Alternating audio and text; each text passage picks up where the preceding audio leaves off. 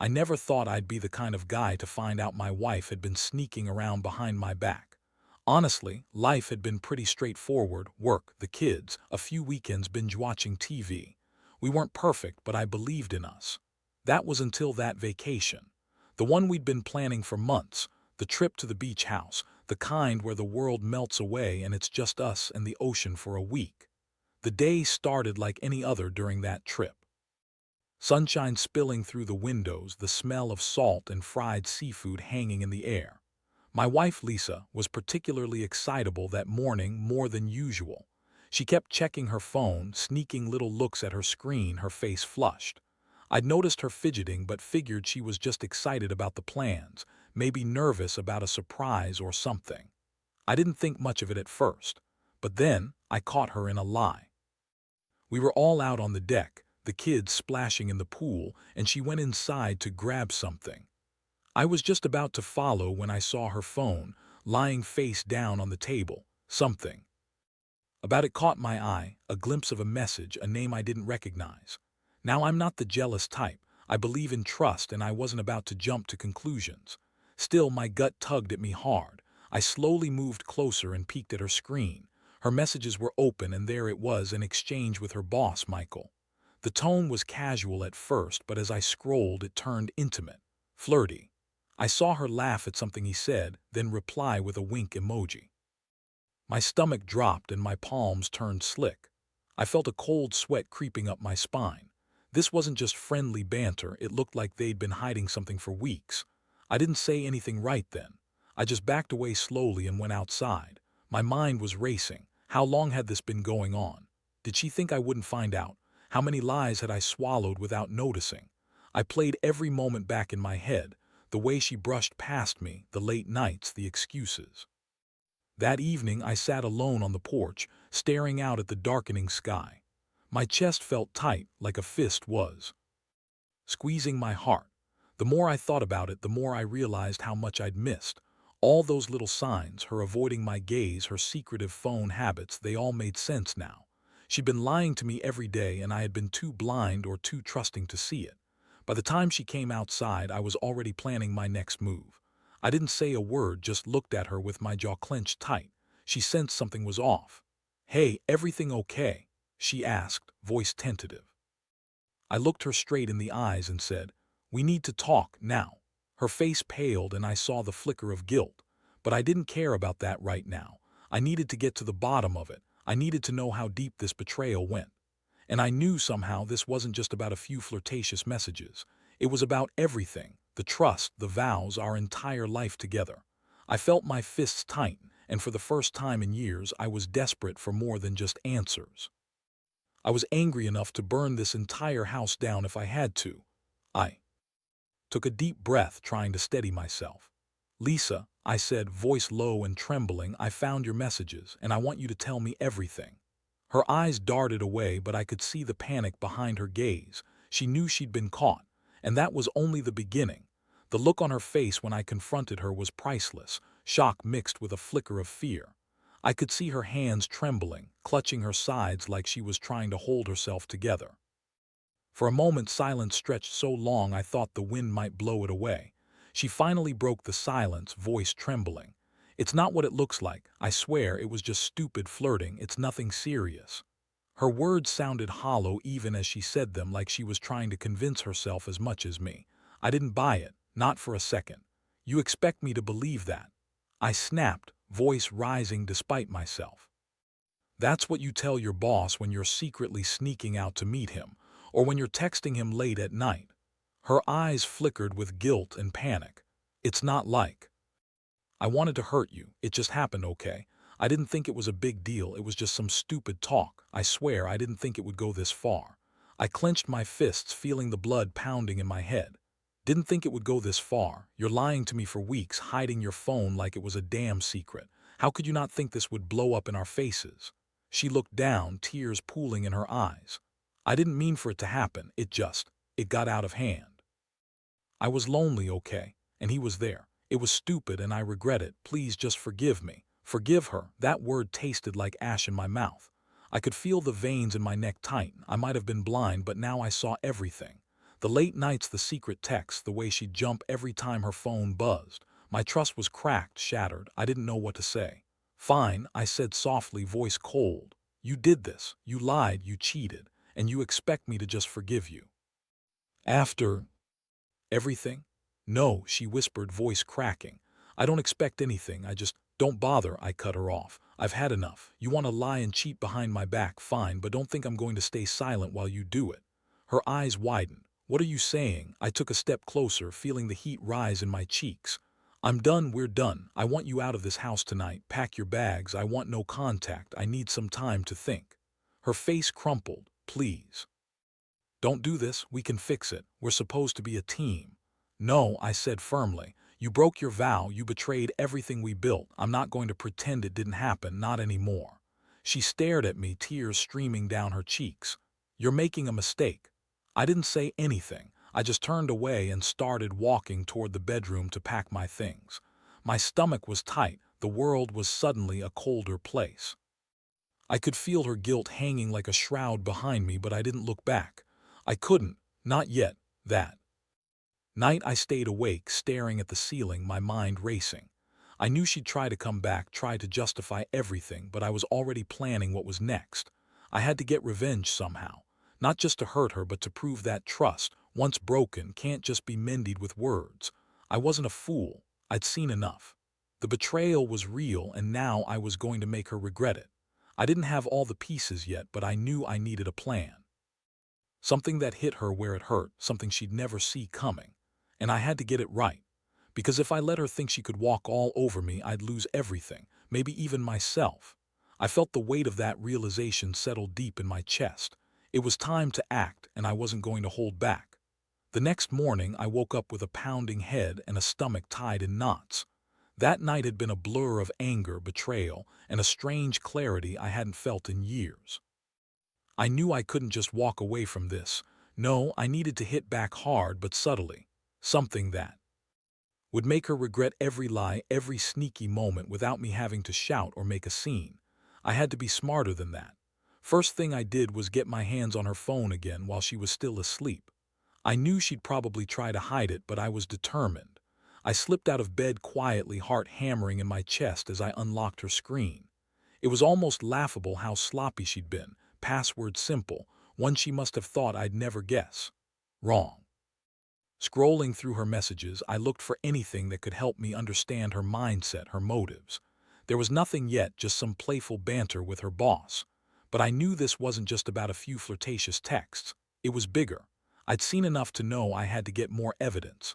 Something concrete, something undeniable. I set my plan in motion that morning. Rather than confront her again, I wanted her to feel the full weight of what I was capable of. I called a private investigator, handed over her phone, and asked him to dig into her recent activities. I told him to look into her whereabouts, her contacts, anything unusual. I didn't want her to suspect a thing. I wanted to see just how deep this betrayal ran. While waiting for the intel, I spent the rest of the day carefully gathering my own proof. I checked her emails, her social media accounts, anything I could find that might reveal more. Every new thing was another piece of the puzzle, a reminder that my wife, my partner, had been lying to me for months under my nose. Later that evening, her phone buzzed. I saw the flicker of her eyes as she reached for it, trying to hide her reaction. I did what I'd promised myself I wouldn't do, grabbed her wrist gently, then pulled the phone from her grasp. "What the hell?" she snapped, voice rising. I stared her down. "This isn't just about texting. I want to see everything, all of it." She hesitated, then yanked her arm away. "You're overreacting. It's nothing." "Nothing?" I chuckled bitterly. "Then why are you so damn nervous? You've been hiding stuff, Lisa. I found your messages, and my pies digging into your recent activities. How long has this been going on?" Tears welled up in her eyes, but I was beyond caring.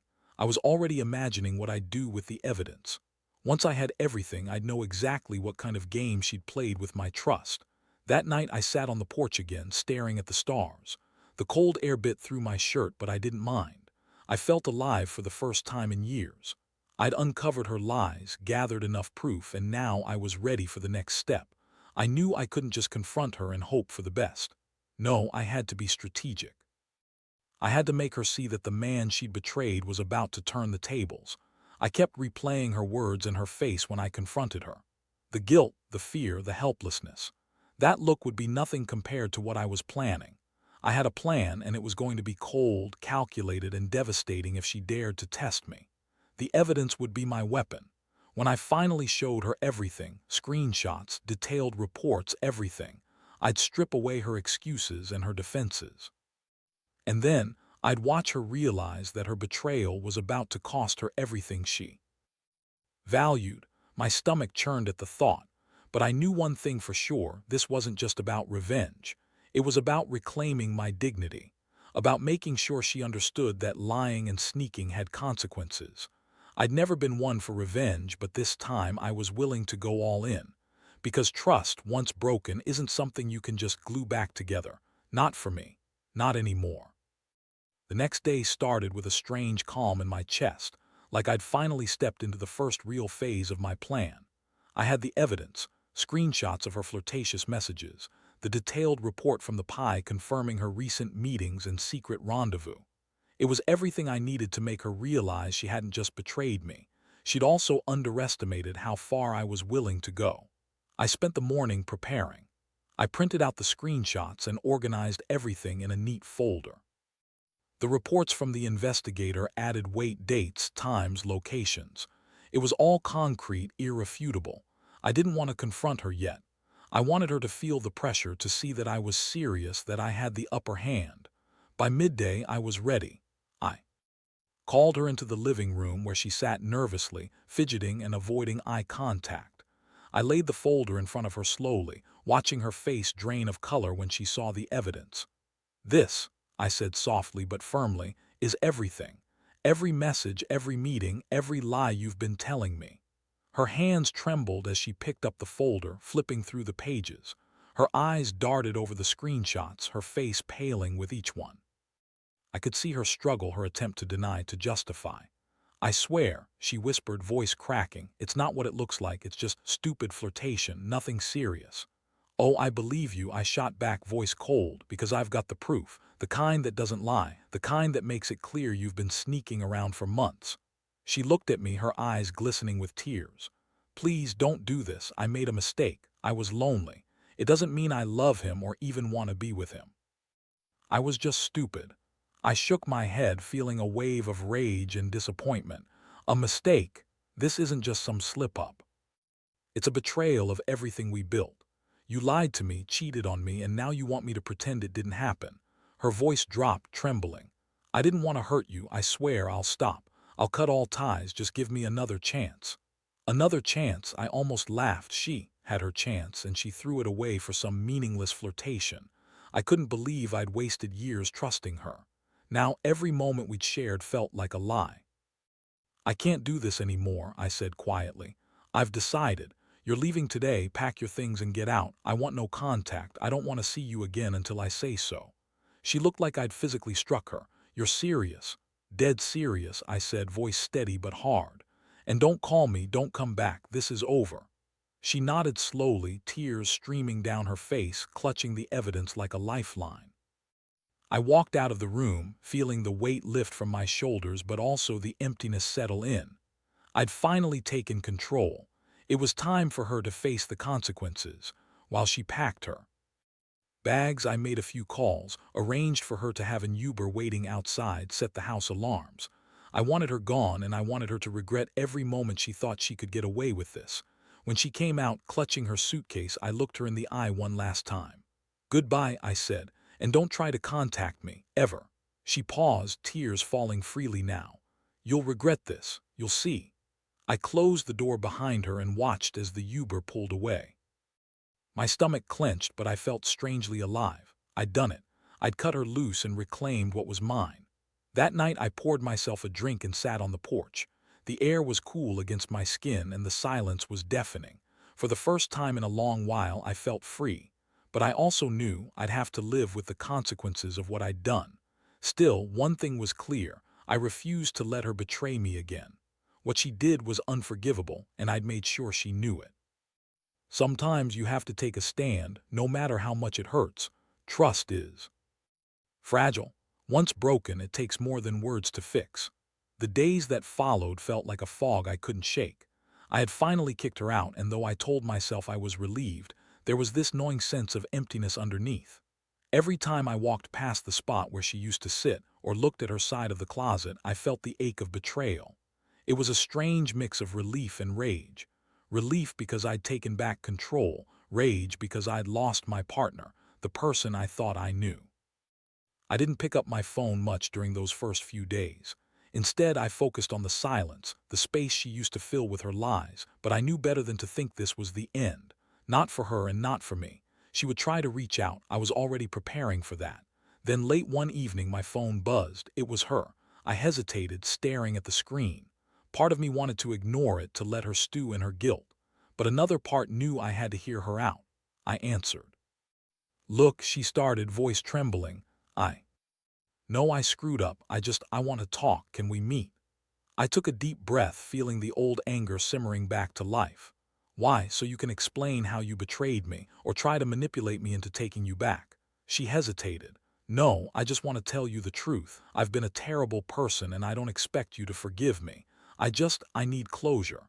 And I want to make sure you understand it wasn't just some fling. It meant something to me, and I was stupid to let it go that far." I clenched my fists. "You want to talk about closure, fine, but I don't want to see you, Lisa. I want you to leave me alone. Please," she begged softly, "just once. Give me a chance to explain." I thought about the long nights I'd spent feeling cheated and betrayed, about the anger that still burned inside me. I knew I shouldn't, but part of me wanted to hear what she had to say. I gave her a simple, "Fine.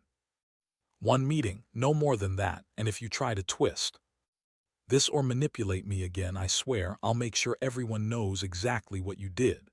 She agreed quickly, almost too eagerly. That night I prepared myself. I wasn't going to get emotional. I was going to listen, gather what I needed, and then sever whatever ties she still thought she had. The next afternoon she arrived at a nearby coffee shop. I kept my guard up, watching her every movement. She looked tired, worn down, her face hollowed out from crying. She sat across from me, nervously fidgeting with her purse. "I'm sorry," she said right away. "For everything, for the lies, for hurting you. I was so stupid. I thought I could have both, the thrill, the excitement, and I didn't think about what it would cost us." I stiffened. "Cost us? You mean you thought you could just cheat and lie and I'd never find out? You thought I'd just forget?" Tears welled up again and she looked down. "No, I didn't think about anything but myself. I was selfish. I was scared. I didn't want to lose what we had, but I was stupid enough to ruin it." I listened in silence, feeling the old rage flare up. I wanted to tear her words apart, but I held back.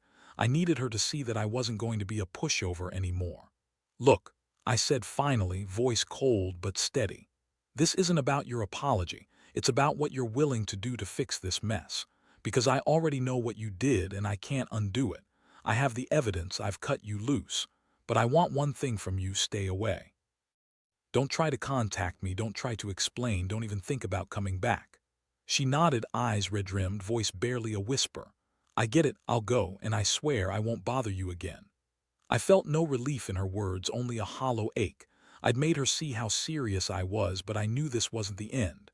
Not by a long shot. Betrayal leaves scars, and I'd carry mine for a while. Still, I needed to move forward. This chapter was over. As she left, I watched her disappear down the street. I felt like I'd been through a war, fighting for my dignity, my trust, my sanity. I got up, took a deep breath, and looked at the horizon. It wasn't perfect yet, but I was finally free from her lies. I realized that revenge wasn't just about hurting her back, it was about reclaiming myself. Because at the end of the day, trust can be rebuilt, but only if you first rebuild your sense of self. And that's what I was doing now. That evening, I sat alone in my living room, the silence somehow more deafening than ever. It was strange how much noise betrayal had brought into my life: constant thoughts, accusations, regrets. Now, with her gone and the evidence laid bare, I finally felt the weight lift just a bit. Not because I believed everything was fixed, but because I had taken control. I walked over to the window, looking out at the empty street. The house was quiet, no footsteps, no laughter, no hidden lies. It felt almost surreal. For years I'd trusted her, believed in the life we built. Now I saw how fragile that trust had been, how easily it could shatter. Still, I knew one thing. I was better off without her deception poisoning everything. I took the keys to her car, the one she'd kept hidden in the garage, and put them on the table. I picked up my phone and dialed the lawyer I'd consulted earlier in the week. Time to finalize everything, papers, divorce, the whole 9 yards. I wanted it done, cut clean. No dragging it out, no lingering hope. The lawyer's calm voice came through the line. Once you sign these, it's over, no going back. Good, I replied. I want her out of my life permanently. I need a fresh start. I signed the documents, feeling a strange mix of relief and exhaustion. As I sealed the envelope, I realized how much I'd been holding on to, years of trust, love, hope. And now I was finally free to rebuild, to rediscover who I was outside of her shadow. Later that night, I sat on the porch again, the cool air brushing against my skin. I didn't have all the answers, and I certainly didn't feel like I'd healed completely. But I had something I'd lacked for a long time: clarity. Clarity that betrayal, no matter how painful, only defines you if you let it. I looked up at the stars, feeling that quiet strength settle inside me. I'd done what I had to do. She was gone and I was here. Alone maybe, but also finally honest with myself. I knew this wasn't the end of everything, only the end of a chapter. And I was ready to start the next one, whatever that might be. In the end, I learned that trust is fragile and betrayal cuts deep. But even in pain, there's a lesson. Sometimes the only way to save yourself is to walk away and never look back. Because standing still isn't an option when your world has been turned upside down. The hardest part was realizing that I was stronger than I thought, strong enough to rebuild from nothing. And that, for me, was the real victory.